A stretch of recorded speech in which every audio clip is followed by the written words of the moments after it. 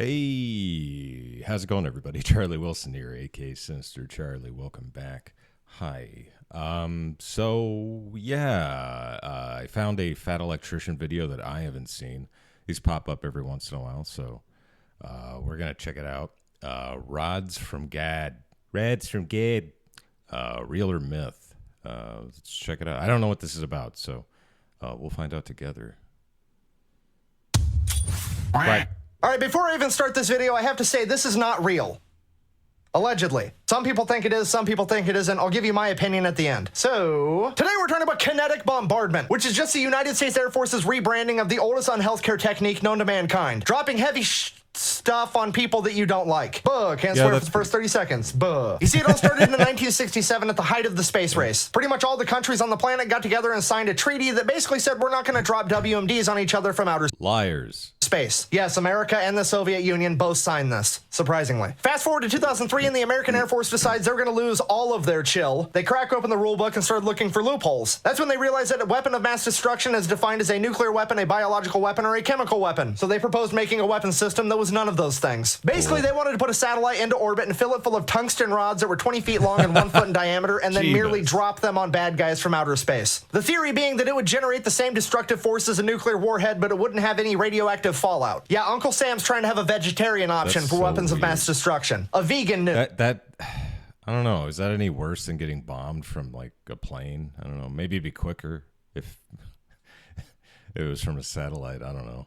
If you will. Because, well, it's never a war crime the first time. Can't be illegal if I just made it up. It takes a lot to surprise me when it comes to the American healthcare system, but even I'm surprised that they legitimately proposed making the grunt caveman version of the Death Star. Who needs a giant laser beam when you could just yeet metal telephone poles at people from outer fucking space, apparently? Yeet's not even the right term. They just gotta Elsa that shit. Let it go. Never seen it. Let gravity do all the dirty work. But saying it has the same destructive power as a nuke is just simply not true. But a lot of people don't believe that thanks to movies like G.I. Joe and the Call of Duty Ghost video game that portrays it as being more powerful than a nuclear warhead. I don't think I played this Call of Duty. Which it simply just isn't. Buh! How do you know? Buh! Fucking math. Math is how I know. Look, a 20-foot rod of tungsten that was 1 foot in diameter would weigh approximately 24,000 pounds. Propelled by nothing but gravity, it would travel at a speed of Mach 5. Upon impact, it would generate the destructive force of approximately 3 to 4 tons of TNT, which is about equivalent to that of the Moab bomb, or commonly referred to as the mother of all bombs, which is the largest non-nuclear bomb ever dropped. By America, of course. But when you compare that to an actual nuclear warhead, it's not even close. For example, Fat Man, one of the bombs dropped during World War II, had the destructive force of 20 kilotons of TNT. If you don't know, kilo means 1,000. I still have no idea what the fuck a meter is, though. I don't or either. a Celsius, for that matter. A meter is basically, like, I don't know, what, 3 yards, something like that?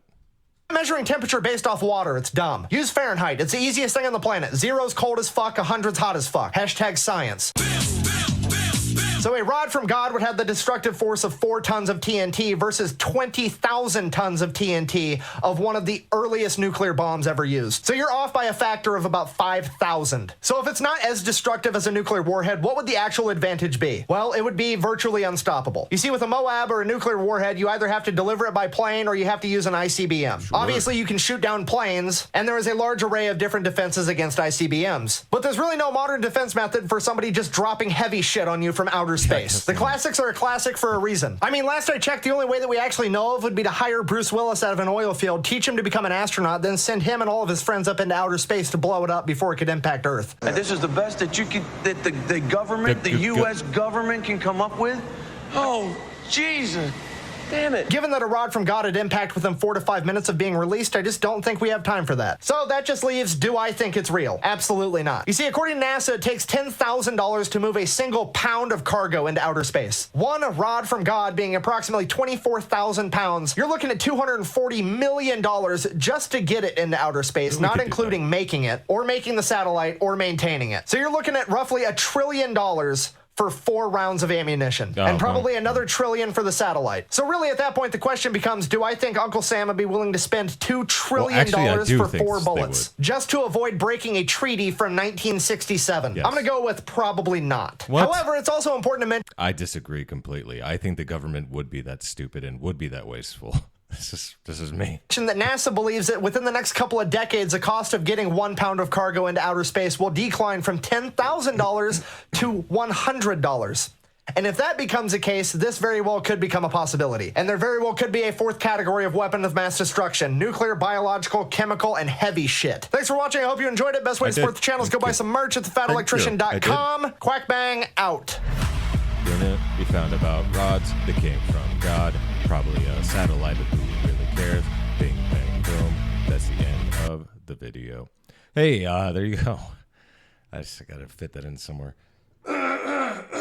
Excuse me. Yeah, thank you for watching. I really appreciate it. Please like and subscribe down below. Makes me feel real good inside and helps out the channel. Also, bring back Philadelphia cheesecake snack bars. Hashtag bring them back. Thank you very much, and bye.